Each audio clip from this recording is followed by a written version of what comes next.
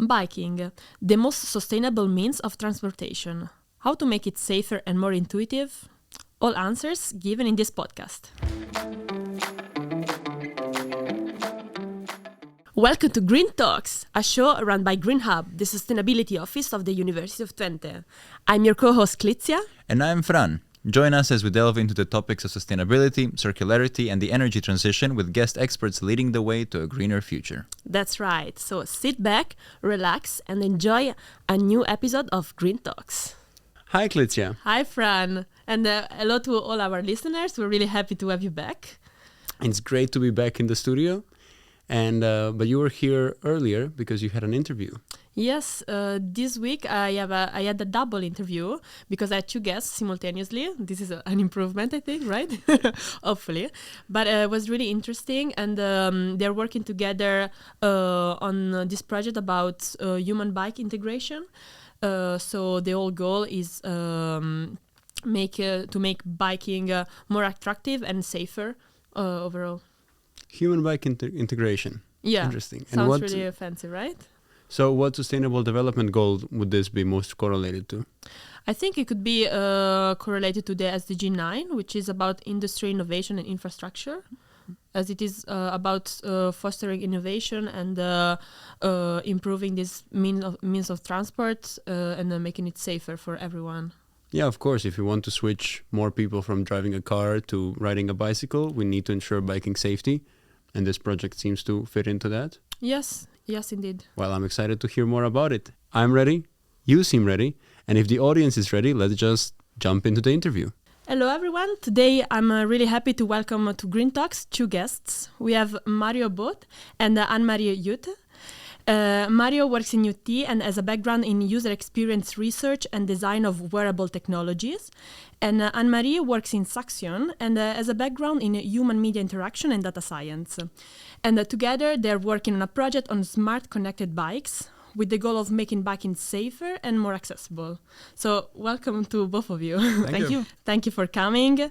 It's a pleasure to have you. And we can immediately start, and I don't know if you want to talk a bit about yourselves, your background, or some fun facts. You go ahead. So I'm Annemarie. I'm currently working as a researcher at the Saxion University of Applied Sciences. I'm working in the Ambient Intelligence Research Group. And as you already said, I studied at the UT and I did a master's in data science and a master's in interaction technology. And yes, that's...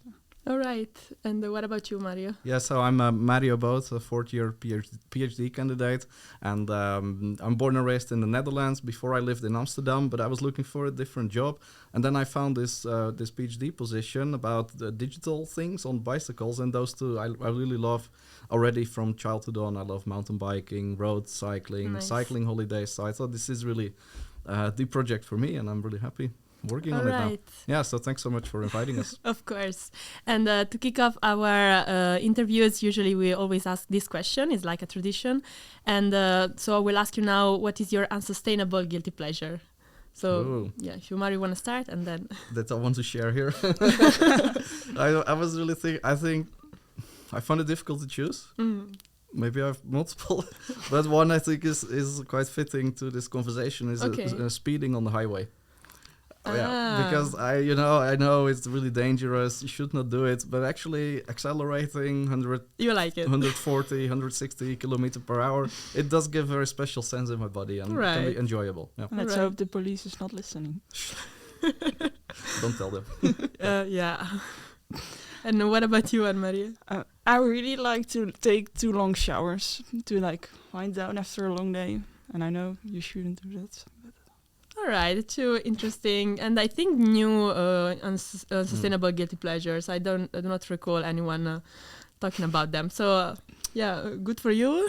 Thanks. I guess. But let's go into the actual topic of our interview, because I would like to talk about the project you're working on, right? You're working on this project together. Would you like to explain a bit about it? Yeah, sure. Yeah, so smart connected bicycles. So this project is really it's about making cycling more safe and attractive, and we believe that is really necessary because unfortunately in many countries around the world cycling is very unsafe, right? There's many accidents also in the Netherlands, even though many people think it's really good. It is quite good, but the trends are actually very concerning. There's more and more severe injuries. There's more and more people dying, actually, collisions, elderly people especially, they're feeling very afraid. So we look now at basically how can we develop some technology and knowledge to get more people on the bike so that we can get people out of the car, increase neighborhood livability, increase people's health and these kind of things. So I think it's a really interesting project. Yes, and from my point of view, like I'm not Dutch, and I would see this project working in Italy, for example, but here, to me, like you're already biking a lot, and it's really interesting that, yeah, you have more knowledge about it, and you feel, okay, now we can make it safer, and we can make it even more attractive, and yeah, it's really interesting, and hopefully it's gonna take off soon, right? I think it also has a lot of to do with that we have a lot of e-bikes right now. So Also, on your regular bike, you're not going that fast, but on e-bikes, you're going way faster. So safety issues are a bigger thing. You see a lot of people driving very fast through city centers on e-bikes, and that brings a lot of dangers. And also because we now have this technology on the bicycle, we also have opportunities to do interesting things with that. Well, like if the technology is not yet there, then you don't take the steps, but now we have this e-bike where there is already a battery on there, there's already technology on that, so how can we extend that? Would you like to explain a bit these technologies you're talking about? Because maybe our listeners are not really clear, except from electric bikes, what we are specifically talking about and what kind of improvements. Because when we talk, you mentioned human-bike integration, which I found really interesting concept, so maybe you can give some insights. Yes. Yes, so we also have some colleagues working on the project who are also doing interesting things. So there's a bigger group of things. We're mostly on the interaction side of things, but there's also people really working on the technical things, like how can we adjust bicycles to traffic lights, things like that. And then what I'm personally looking at is how can we communicate between the bicycle and the cyclist. So for example, maybe we can sense certain dangers, and then how can we inform the user that those dangers are there, basically. And then Mario looks at how the user responds to these kind of things, right? Yeah. Yeah, well, indeed, and to maybe explain the wider context a bit better, I think many people know already examples from cars. Because in cars, for example, you have cruise control, you have a collision avoidance system. So, for example, if the car ahead of you suddenly brakes, then your own car brakes too. Where there's many cameras in cars, they can recognize traffic signs, for example. Tesla, for example, has autopilot. And all of that is called like self-driving cars, or we don't want, by the way, self-driving bicycles. We really believe that the human should still push the pedal. Okay, otherwise, it's not really cycling anymore. But we do see this trend in the automobility sector, and then we think like, hey, we can maybe have this kind of thing on bicycles too. And one really important example is indeed the collision avoidance, right? Because that's a big problem. So, for example, if there's a cyclist coming from one street and a car coming from another street, but sometimes there's a building in between blocking the view. But what if the car and the cyclist, they can exchange a message like, hey, hello, I'm approaching, please watch out for me. Maybe the car can slow down a bit or speed up a bit and go in front of the bike, and the bike can slow down, or there can be a lot of interactions to improve that road safety. And also now with e-bike motors, for example, they can help to speed up if necessary, to get the green light, for example, but they can also help to brake the bike, to reduce the speed, which is better for the traffic safety. So via all these things, we really hope to improve the comfort and attractiveness for many different audiences, also beyond the Netherlands, actually. Yeah. Okay, so if I understand correctly, you would like to create a connection between bikes themselves, but then bikes and cars, bikes and street lights, right? And also bikes and people who are just walking, for example. Also, yeah. Yeah, but how do you, like, what is the deliverable of your project? Are you going to create a bike, or are you just collecting data to understand which kind of approach you could use to tackle this? Because it's a big project, I think, right? Well, I think there's different levels of things that we will deliver. Yeah. So, of course, it's a research project, so the end goal will not be like a perfected bike, but we're developing lots of small prototypes that do part of these things. Okay. That's and then and then also, of course, evaluating how people respond to these prototypes. Okay. Would you like to mention a few of them? Yeah, so one really important thing is we know, so I'm in the transport research field, and there is a lot of work being done on working with crash data. But the crash data has quite some problems because first the crash needs to happen, it needs to be registered, needs to be analyzed, and only then, sometimes years later, only the road is changed or the safety guidelines are changed. What we know now is if we can measure, for example, via I see you have smartwatch, for example, many people nowadays have, and those can have very useful insights already about your stress level, for example. And so that can be a much more faster, continuous, and also real-time way to understand better, like how are people actually feeling. And if we have some collision avoidance system, for example, on a bike, can we then know from that smartwatch data whether that collision avoidance system is actually making people feel less stressed and therefore more safe while cycling? It's not so easy, but that's kind of the vision where we want to go.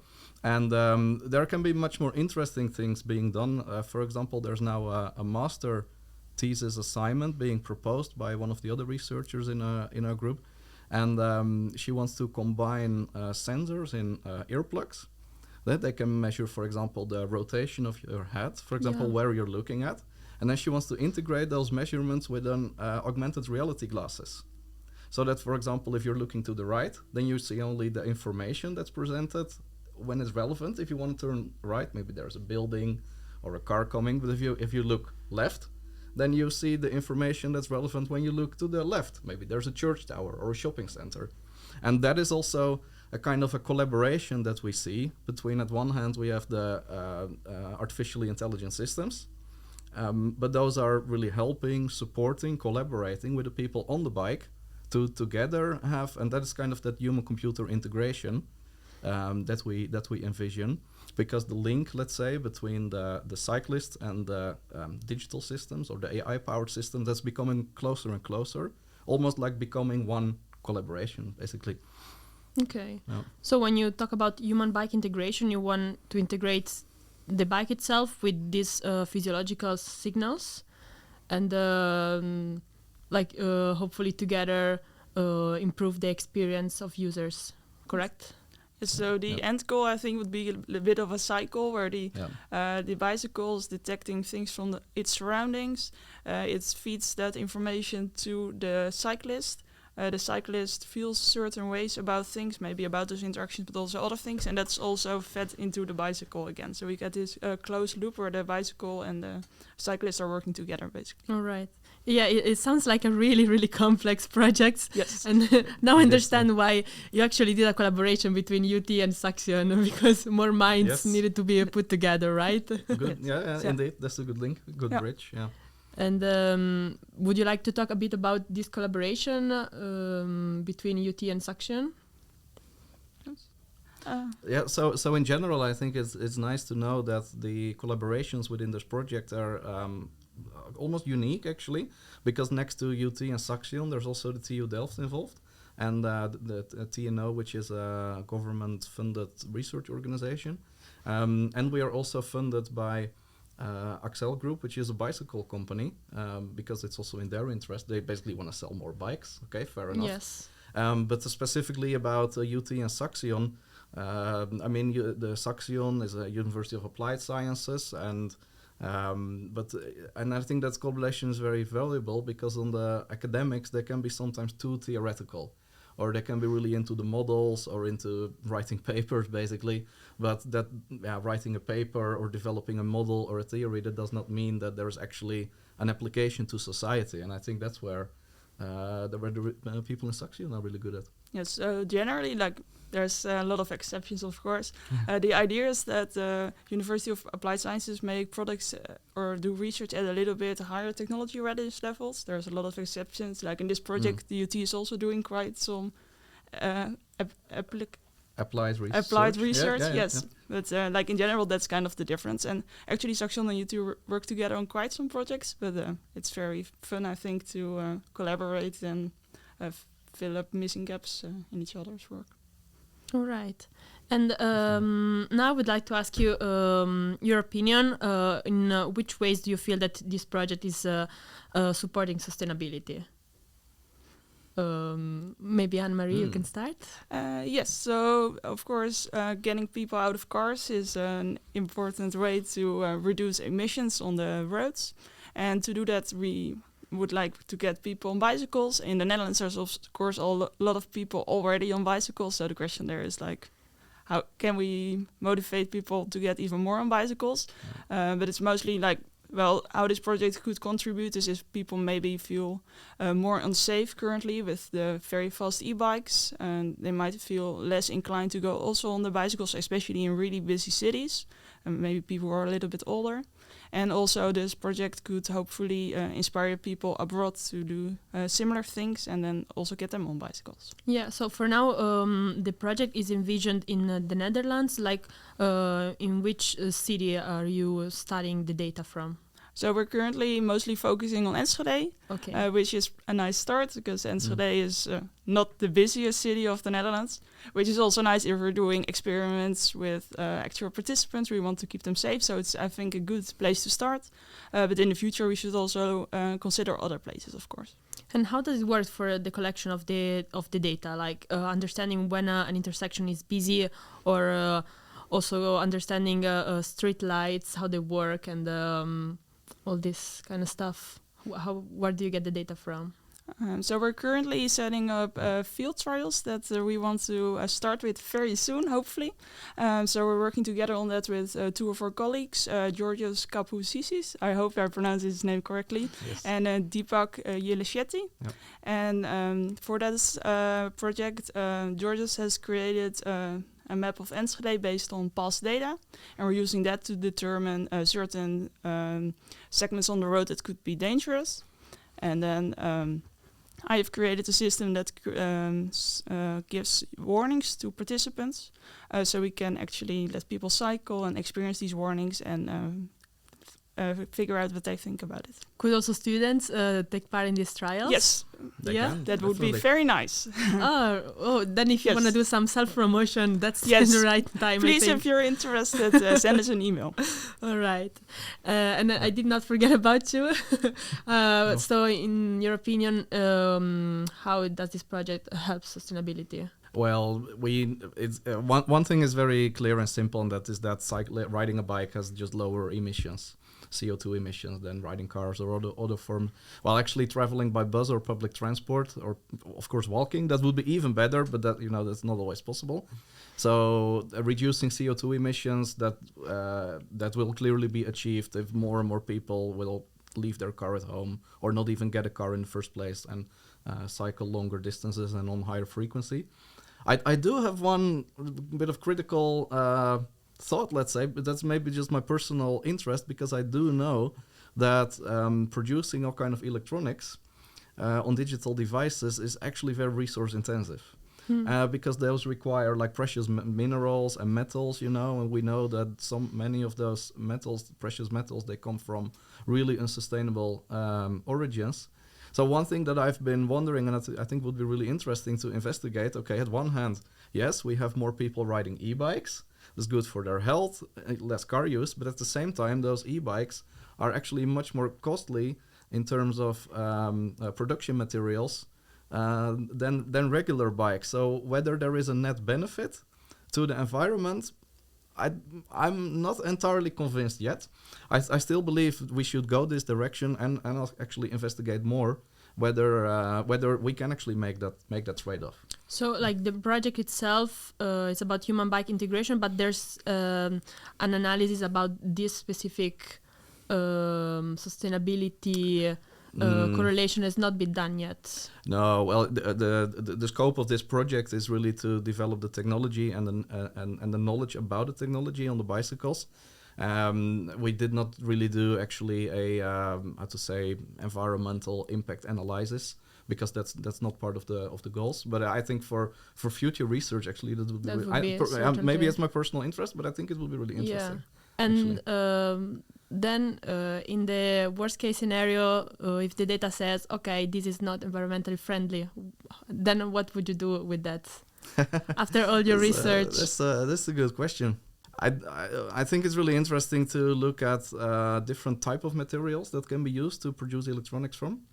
And next to that, maybe we need to go back to more regular bikes then, actually. Because one other thing, for example, with especially young adults, like teenagers or young students, many of them, they are now getting an e-bike, while if they would not have had an e-bike, maybe they would bike on a regular bike.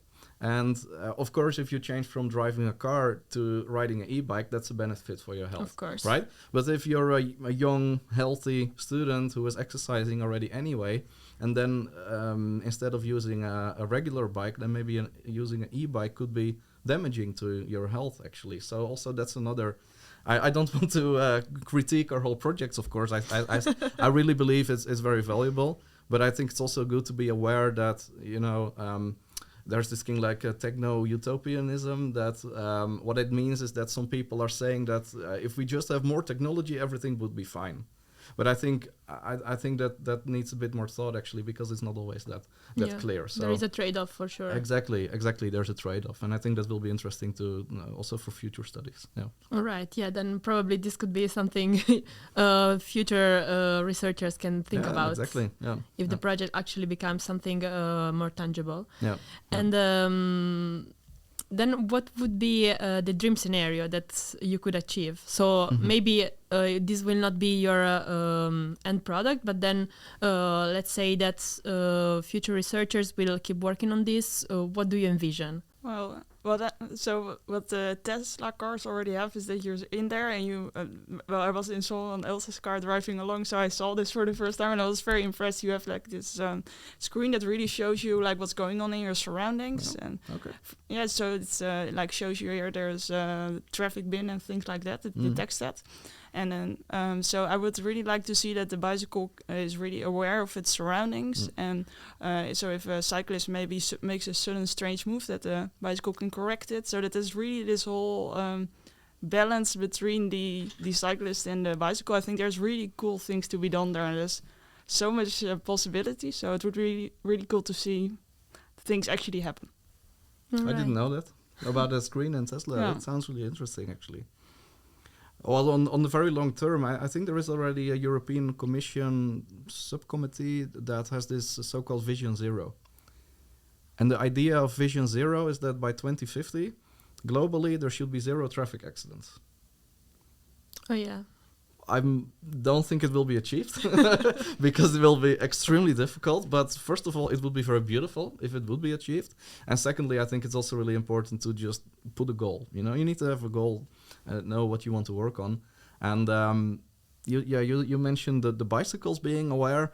I would find it more valuable if the humans on the bike are actually more aware, because making bicycles more smart, yes. But I think it's also really important to make humans more smart and more aware. And cycling is already very visually very, there's a lot of things happening when you're looking around, right? Mm-hmm. One thing that I find really interesting, also here my personal interest, that's brain-computer interfaces. Especially those where we do not just measure what's happening within someone's brain, but now there's also research going on about influencing what is going on in someone's brain. So from the outside to the inside. I know to many people this sounds very scary. Yes, this does not sound like my utopia. Sounds like a dystopia.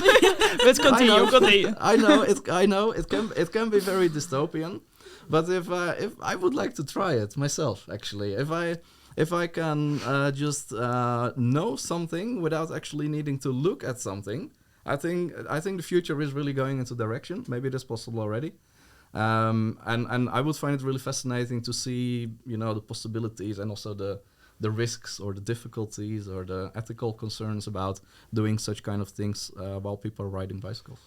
All right. Yeah, that sounds a bit dystopian to me as well. But we'll see. All right. Thank you very much for all these informations. I think really interesting, and hopefully you will find some volunteers for your trials. And I think we came to the end of our conversation. And so I would like to ask you some takeaways that our listeners could have from you.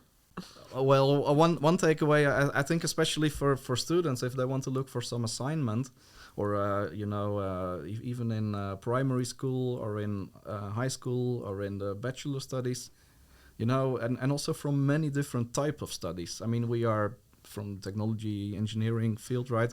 But also in psychology, for example, like human emotions, from cyclists, or even in financial business management, like developing business models, or in hospital, healthcare type of things. I think one takeaway is that you can think about many different possibilities for projects or student theses related to mobility in general, but also specifically for people on bikes. So to anybody who has an interest in that, I think you can basically make your own projects, because it's a really growing area. It's a really important one.